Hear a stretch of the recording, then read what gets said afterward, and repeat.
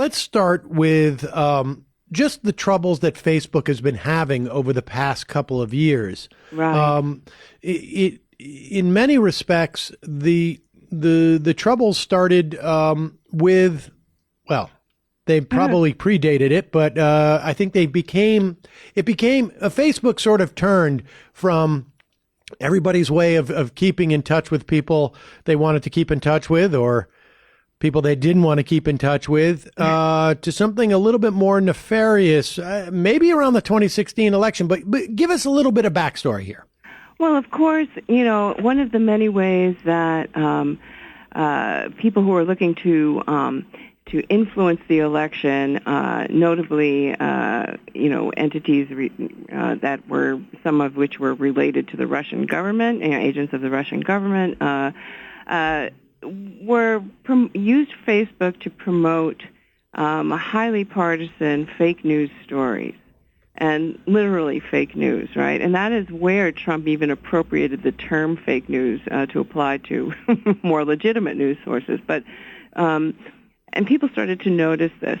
But Facebook turned a blind eye to it. And it was really, these were all stories that were designed to create polarization that would ultimately, presumably, redound to Trump in the election. They even organized fake events, using these fake accounts, these fake Facebook accounts. There was one in Texas where they kind of got a bunch of Antifa people to show up at for a presumed face-off with far-right people, that it was completely contrived. So Facebook turned a blind eye to that, and then they sort of got caught, and then they got caught again with the Cambridge Analytica scandal, which was this organization, this for-profit entity, Cambridge Analytica, that was bankrolled by Robert Mercer, who also bankrolled Steve Bannon and the Clinton cash book and a number of other election-related skullduggery, you might call it. What happened there was that it turned out that Facebook, perhaps unwittingly, we don't know, allowed Cambridge Analytica to mine their users, the data of their users, for, frankly, political purposes. Now, this was all kind of done the data request was done in the guise of academic research, but nonetheless, ultimately, the profiles of some 87 million Facebook users were mined without the permission of the people who held those accounts. And, and Facebook just tried to stonewall and backpedal and give these sort of vague assurances that they would do better.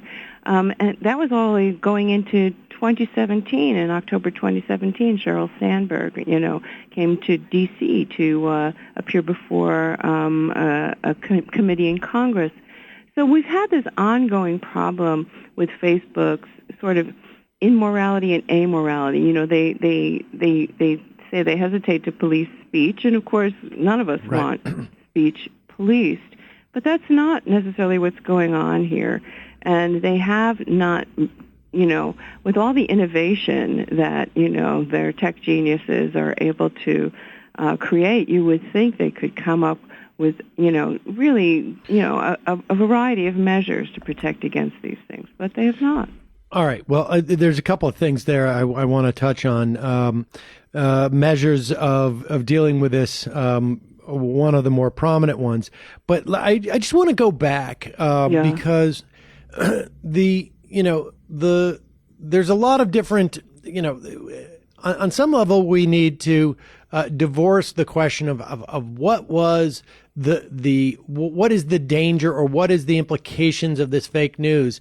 But in another respect, I recall, I don't know if this was 4 years ago. For the life of me, I can't remember. But there was a study that was done where they not only mined information from their users, but they ran an experiment to see if they could influence voter turnout.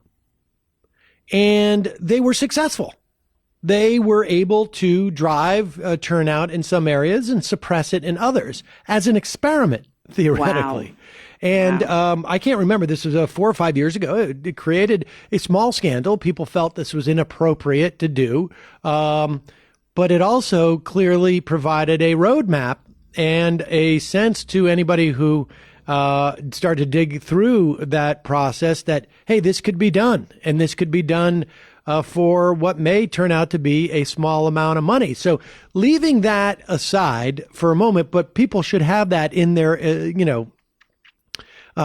the back of their minds, because wow. Yeah, Facebook, I'm looking at this now, and 61 million people wound up being included in that experiment without their knowledge. Without their knowledge. And of course, this is in some respects, I mean, someone could make an analogy. This is like printing the directions on how to make a large scale explosive device on the internet, right? And publishing it. But be that as it may, the question then is, if Facebook is fully aware of how this fake news, or there could be manipulation of its users, what is their responsibility? Now, they have there's no statutory responsibility for Facebook to protect the data that people willingly give them. Right. There's no statutory responsibility for Facebook to prevent people from manipulating anybody to do anything. I mean, on some level, that's what that platform's designed for, right? Ultimately, to be monetized. So when they come in front of Congress, why are they doing that? What are they afraid of? Well, they're afraid of exactly what you're talking about, some kind of regulation of any kind, it seems, because, I mean, when you look at the critique that got them really crazy recently, which was the speech by George Soros in Davos, really what he was talking about is the problematic structure of these social media platforms as monopolies.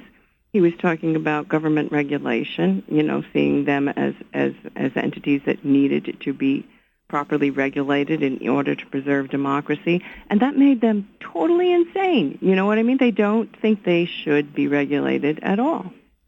That not only made them totally insane, that actually drove them to some action, or I should say the presence of George Soros.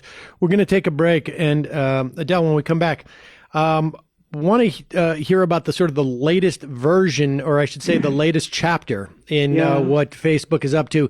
Not only did they refuse to take any responsibility in policing their network, apparently they functioned outside of their own social network in a way that is, if not criminal, in many ways just highly unethical, particularly for a platform that says, well, we want to encourage dialogue and free speech and whatnot. We've got to take a quick break. When we come back, we will talk more about Facebook's anti-George Soros campaign and anti-other platform campaign as a way of diverting attention from their own failings. We got to take a quick break. I'm Sam Seder. This is Ring of Fire Radio.